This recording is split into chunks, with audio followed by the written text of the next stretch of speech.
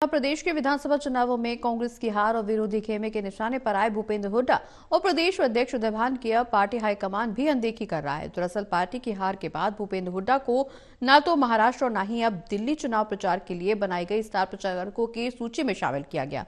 इससे लगता तो यही है कि पार्टी के दिल्ली में बैठे बड़े नेता दोनों से खफा है और पूरी संभावना है कि संगठन बनाते समय प्रदेश में एक बड़े ऑपरेशन की तैयारी में है।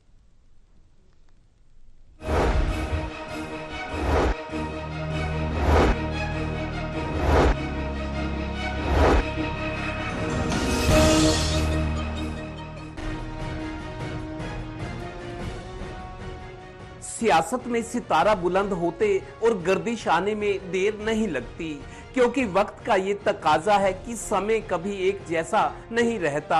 आज प्रदेश की सियासत के एक बड़े सितारे चौधरी भूपेंद्र सिंह हुड्डा और उनके सियासी लेफ्टिनेंट रहे चौधरी उदयभान के सितारे भी गर्दिश में हैं।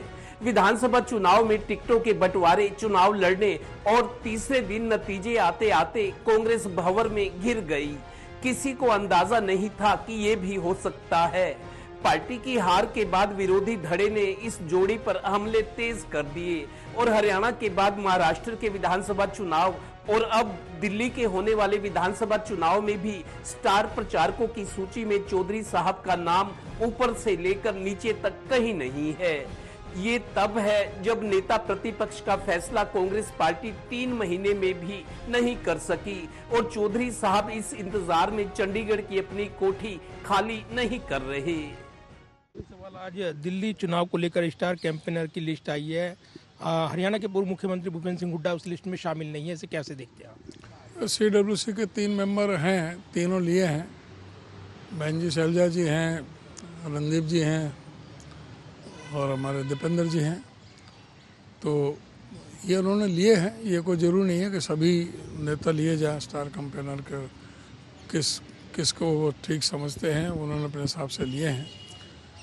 तो जहाँ तक है हम तो पार्टी के एक समर्पित कार्यकर्ता है। जहाँ भी संभव होगा हम पार्टी के लिए काम करेंगे दिल्ली में। ये कोई जरूरी नहीं है कि हम स्टार प्रचारक बने तभी हम काम करें। काम तो अपने पार्टी के लिए कभी भी वैसे भी कर सकते हैं। धीरे इनकी सारी सच्चाइयां बाहर आ रही है, सामने आ रही है। और कौन नेता क्या कर रहा है, किसके लिए कर रहा है, क्यों कर रहा है, किसके साथ है, ये कोई एक व्यक्ति को इन्होंने कभी नेता नहीं माना और अलग अलग नेताओं को अलग अलग तरह से ये मानते हैं और इनके अंदर फूट बहुत गहरी है। और ये एक पार्टी नहीं है, भिन्न भिन्न धड़े हैं और इनकी आस्था भी अपने अपने धड़ों के प्रति है, न पार्टी के प्रति है, न पार्टी के नेतृत्व के प्रति है।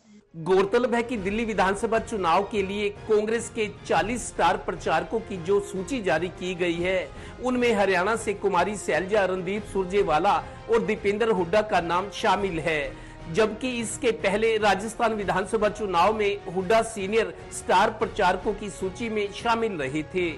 उधर बीजेपी ने जहां हरियाणा, दिल्ली से लेकर हाईकमान के बड़े नेताओं को भी दिल्ली चुनाव प्रचार में उतार दिया है, वहीं हुड्डा जैसे बड़े नेता की पड़ोसी राज्य दिल्ली में भी ड्यूटी नहीं लगाई। संकेत साफ है कि प्रदेश कांग्रेस का संगठन बनाते वक्त अब बड़ा ऑपरेशन करने की तैयारी है। हालांकि बेटे दीपेंद्र हुड्डा को साथ रखकर पार्टी उनकी पूरी तरह अनदेखी भी नहीं करना चाहती। राजनीति के यही तो उतार चढ़ाव होते हैं। किसने सोचा था कि बीजेपी मध्य प्रदेश, राजस्थान, छत्तीसगढ़ और हरियाणा में भी एक ही झटके में ऐसे नेताओं को सीएम बना देगी जिन्होंने इसकी कल्पना भी नहीं की होगी।